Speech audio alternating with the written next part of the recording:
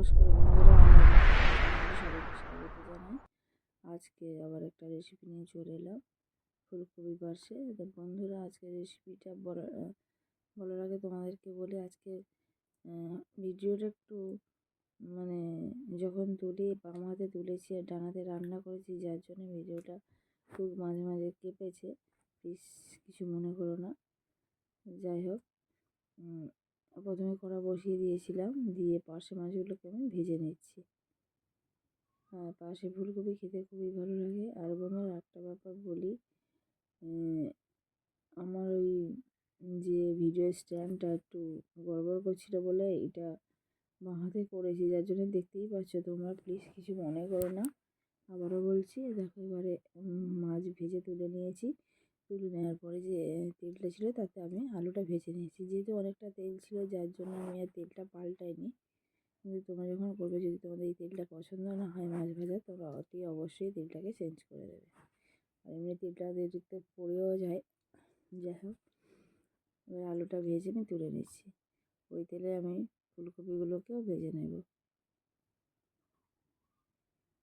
ফুলকপিগুলো একটু ভালো করে ভেজে নিতে হবে। ফুলকপি একটু ভাজলে খেতে ভালোও লাগে। এই পার্শে ফুলকপি যে রেসিপি, অনেক পার্শে মাছ আমরা অনেকভাবেই খাই, কিন্তু একবার ফুলকপি দিয়ে, যেহেতু শীত চলে যাচ্ছে, দেখবে ফুলকপি দিয়ে পার্শে মাছ খেয়ে দেখবে, খেতে খুবই ভালো লাগবে। তারপর এগুলো সব তুলে নিচ্ছি, ভাজা হয়ে গেছে। দেখতে পাচ্ছ কেমন করে ভেজেছি, একটু ভালো করে ভাজতে হবে। এবারে ফুলকপিগুলো তুলে নেওয়ার পরে যে তেলটা থাকবে তাতে আমি দুটো কাঁচা লঙ্কা ফাটিয়ে দিয়ে দিচ্ছি, আর কিছুটা পেঁয়াজ কুচি রেখেছিলাম, সেই পেঁয়াজগুলোকে আমি দিয়ে দিচ্ছি। এখানে মাঝারি সাইজে একটা পেঁয়াজ ছিল, সেটা আমি দিয়ে দিলাম। দিয়ে পেঁয়াজ আর কাঁচা লঙ্কাকে একটু নেড়ে চেড়ে নেবো। খুব বেশি নাড়াচাড়ার দরকার নেই, 30-40 সেকেন্ডের মতো আমি এটা একটু নেড়ে চেড়ে নেবো। নিয়ে একটা টমেটো আমি কুচিয়ে রেখেছিলাম, সেটা দিয়ে দিচ্ছি। দিয়ে আদা রসুনের পেস্ট দিয়ে দিচ্ছি। দিয়ে খুব ভালোভাবে এই মশলাটাকে আমি কষিয়ে নেব।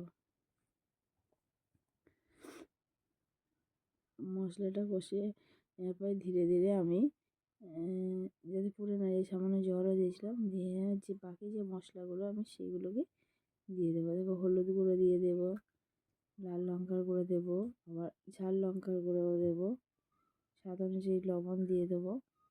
দিয়ে খুব ভালো করে মশলাটাকে আমি কষিয়ে নেব।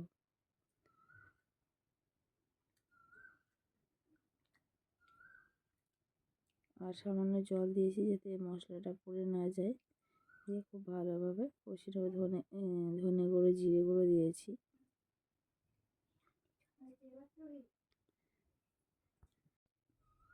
মশলাটা হয়ে গেছে। এবারে ফুলকপি আলু যে ভেজে রেখেছিলাম সেটা দিয়ে দিলাম মশলার সঙ্গে। দিয়ে মশলার সঙ্গে ফুলকপি আলু খুব ভালো করে আমি ভেজে নেব। দেখো, এখানটায় ফুলকপি আলু মশলার সঙ্গে খুব ভালো করে ভাজা হয়ে গেছে। এবার এটা তেলও ছেড়ে দিয়েছে। আমি জল দিয়ে দেবো। এখানটায় তোমরা যে যেমন গ্রেভি রাখতে দেবে তেমন জল রাখবে, জল দিয়ে দেবে। জল দিয়ে দিয়েছি। দেখো, আমি জলটা দেওয়ার পরে তরকারিটা যখন আলু আর ফুলকপি সিদ্ধ হয়ে গেছে, তো মাছগুলোকে আমি দিয়ে দিচ্ছি। দেওয়ার পরে আরও মিনিট 4-5 আমি ফোটাবো। মোট আমার আলু আর ফুলকপি সিদ্ধ হতে 5 থেকে 6 মিনিট সময় লেগেছিলো। আর এটা মাছটা দেওয়ার পরে আরও 3-4 মিনিট আমি ফুটিয়ে নিয়েছি। নিয়ে আমি রেডি করে নিয়েছি আমার এই ফুলকপি আর পার্শে মাছের এই ঝোল। দেখতেই পাচ্ছ, খেতে কিন্তু খুব ভালো হয়েছিল। বন্ধুরা, অতি অবশ্যই তোমরা করে দেখো। আজকের রেসিপি আমার এই পর্যন্ত। অন্য রেসিপি নিয়ে চলে আসবে। ততক্ষণ ভালো থেকো, সুস্থ থেকো। প্লিজ আজকে ভিডিওটা নিয়ে একটু হয়েছে, যে হাত একটু কেঁপেছে, প্লিজ কিছু মনে করো।